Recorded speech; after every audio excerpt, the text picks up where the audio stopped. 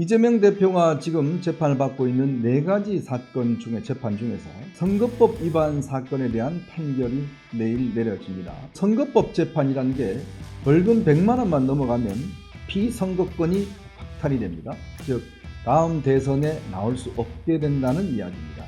의원들 전원에 대해서 일단 당일날 서초동 법원 앞에 총집결하라, 이런 지금 지시가 내려갔고요. 그리고 더민주혁신회의라고, 이게 친명의 외곽 조직인데 여기서는요 2천여 명에 되는 상임위원들한테 일제히 문자를 다 보냈습니다. 항공비, 버스비 다 대줄 테니까 전부 다 올라와라.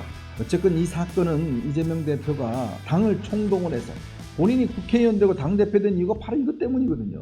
참 이것 때문에 대한민국이 정책이나 이런 거에 집중할 수 없고 오로지 이재명 대표의 사법 문제로 당이 사실 골모가 되어 있는 그런 상황이죠.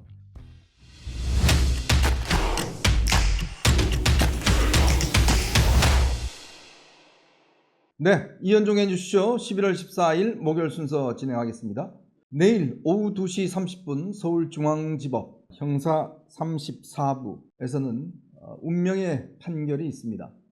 이재명 대표가 지금 재판을 받고 있는 4가지 사건 중에 재판 중에서 가장 먼저 첫 번째인 선거법 위반 사건에 대한 판결이 내일 내려집니다. 아마 2시 30분에 판결을 시작하면 쭉 판결 내용을 읽고 그 다음에 주문, 예를 들어서 뭐 벌금 얼마, 실형 얼마, 뭐 이런 것들을 이제 아마 선고를 할 것 같습니다. 아마 내일 오후 4시쯤 되면 아마 선고 결과를 알 수 있지 않을까라는 생각이 듭니다. 뭐 이 재판이 워낙 관심이 많습니다. 첫 번째 선고이기도 하고, 또 선거법 재판이라는 게 벌금 100만 원만 넘어가면 피선거권이 박탈이 됩니다. 즉 이재명 대표가 앞으로 5년 동안 어떠한 선거에 나올 수가 없게 되죠. 즉 다음 대선에 나올 수 없게 된다는 이야기입니다. 자, 그리고 지금 지난 대선 때 민주당이 보전받은 434억에 달하는 선거 보조금, 이거를 다 반납하게 되어 있습니다. 그러면 민주당도 굉장히 큰 타격을 입게 될 것 같습니다. 물론 이 재판이 2년 2개월 동안 끌어왔습니다. 그리고 앞으로 항소심, 대법원 판결 앞으로 남아있긴 하지만, 그러나 첫 출발을 어떻게 하느냐에 따라서 굉장히 아마 중대한 변수가 될 것 같습니다.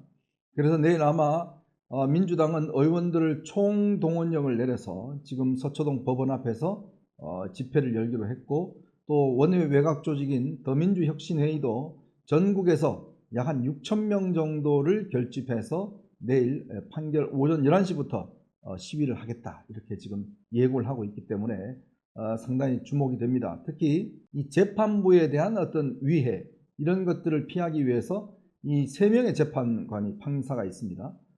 이 전부 다 판사들에 대한 경호 조치가 지금 이루어지고 있고, 내일은 서울중앙지법에 그 어떠한 민간인 차가 들어가지 못하도록 전부 다 차단하는 이러한 조치까지 취해진다고 합니다. 정말 세기의 판결이 나오지 않을까라는 생각이 드는데요. 자, 우선 이 판결과 관련해서 형사 34부의 한성진 부장판사가 지금 현재 주심을 맡고 있는데요. 서울 출신입니다. 명도고등학교를 나오고 서울대 법대를 나왔습니다. 그리고 판사로 임명이 됐는데 국제인권법 연구회 소속인 것으로 알려져 있습니다. 근데 아마 여기에는 이름만 걸어놓고 실제 활동은 거의 하지 않는다고 그래요. 근데 이제 이 판사의 재판 성향을 보면 굉장히 깐깐하게 재판을 한다, 이렇게 평이 나 있습니다. 그러니까 어떤 좌우의 치우침이 있다기보다는 사건 자체의 어떤 본질적인 것들을 깐깐하게 평가한다는 걸로 알려져 있는데, 지난 이재명 대표의 최후 진술 날이 있습니다. 그때 이 한상진 부장판사가 당시에 이제 한 20여 분 동안 이재명 대표가 최후 진술을 하는데 이재명 대표 얼굴을 한 번도 쳐다보지 않았대요. 정면만 응시하고 20여 분 동안 있어서 정말 독하다, 이런 평가를 받기도 했습니다.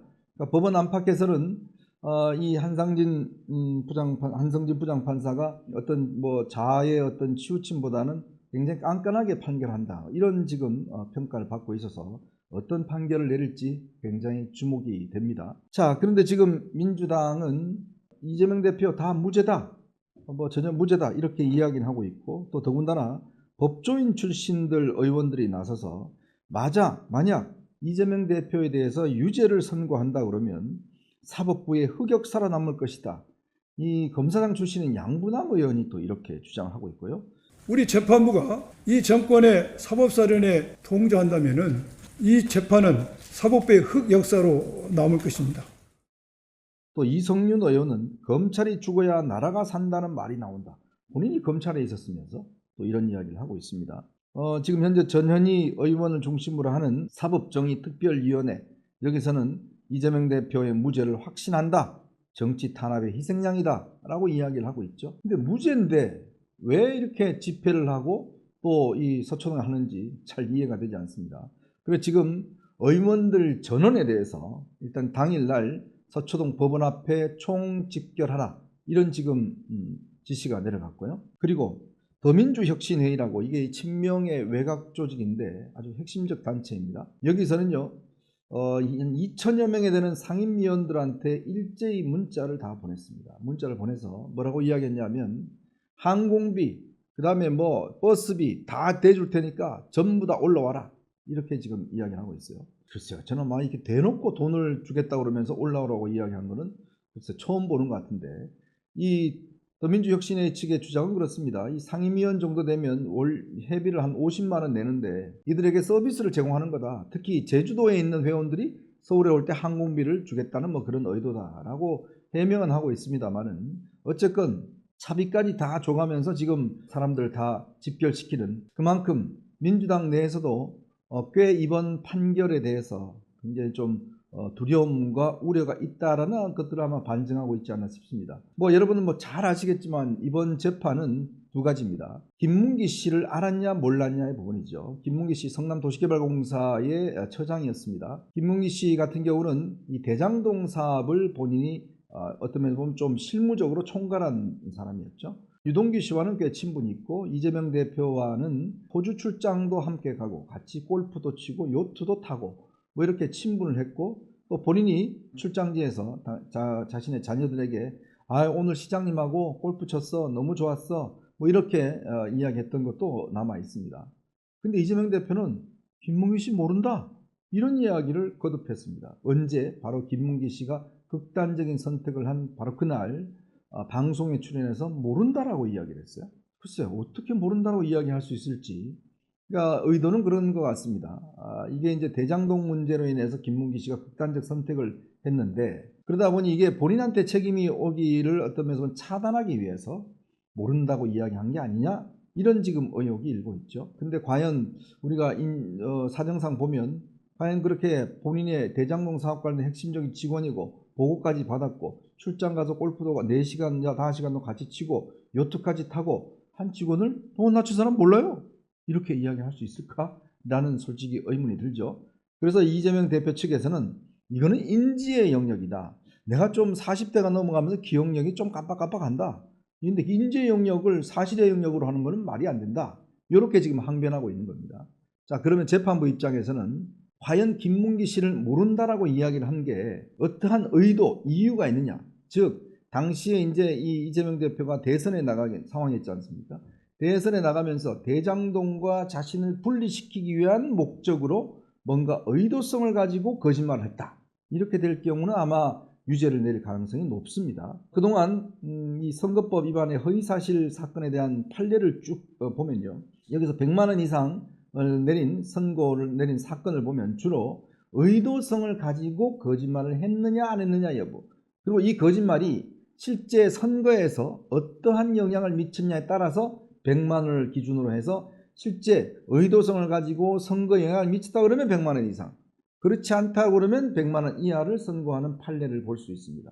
그러니까 그만큼 이 부분에 대해서는 재판부가 과연 이 전체적인 맥락을 볼 때 과연 이재명 대표가 김문기 씨를 알았을 것이다. 근데 대장동 때문에 거짓말을 했다. 이렇게 생각한다 그러면 유죄를 때릴 것이고, 아니다, 이재명 대표 기억력의 문제고 사람을 알고 모르고는 인지와 관련된 문제이기 때문에 이거는 문제가 안 된다라는 것이 있을 거예요. 자, 두 번째, 바로 이 백현동 개발. 아시겠지만 여러분, 백현동은 한국식품개발원 연구 부지를 4단계 종상향을 해서, 그것도 본인의 측근인 김인섭 씨를 통해서 로비를 받고 상향을 해서 거기에 대규모 아파트를 지은 거죠. 50m 단에 옹벽 아파트를 지었지 않습니까? 자, 근데 당시에 국토교통부로부터 이거를 빨리 토지를 갖다 변경해 주라는 압박을 받았다. 압력을 받았다. 협박을 받았다. 이렇게 국정감사에, 즉 경기도 국정감사에서 그런 주장을 펼쳤습니다. 근데 알고 봤더니 국토교통부에서는 그 사안에 대해서 적이 처리하면 된다. 적절하게 알아 처리하라 라는 공문을 보내는 사실은 있어요. 근데 협박을 했다라는 건 그 누구도 없습니다. 뭐 여러분 잘 아시겠지만 이재명 대표가 협박받고 가만히 있을 뿐입니까? 뭐 조그만 거 있어도 바로 뭐 기자회견하고 뭐 바로 들이댈 텐데 그분이 협박받고 순수히 들어줄 분이 아니잖아요. 그러면 협박을 받았다는 게 이게 거짓말 아니냐라는 부분에 대한 이제 판단이 있죠. 그러니까 이 법조인들은 앞서 제가 말씀드린 김문기 씨 문제보다 요 부분, 협박받았다는 부분이 허위 사실일 가능성이 굉장히 높다. 즉 종상향 해준 게 김인섭 씨 로비나 뭐 이것 때문이 아니라 국토부의 협박을 받고 내가 해줬다. 요걸 만들기 위해서 한 게 아니냐라는 지금 의문을 제기를 하고 있는 거죠. 그래서 이 두 가지 사건에 대한 이제 판단을 내리게 될 것 같습니다. 자, 그러면 100만 원 이상의 형, 예를 들어서 뭐 300만 원, 근데 이제 보통 100만 원, 한 150만 원, 200만 원 내려지면 항소심에서 좀 깎입니다. 그러면 90만 원, 80만 원이 되면 문제가 없어져요. 근데 이제 이 여당 입장에서 보면 지금 2년 구형을 했거든요.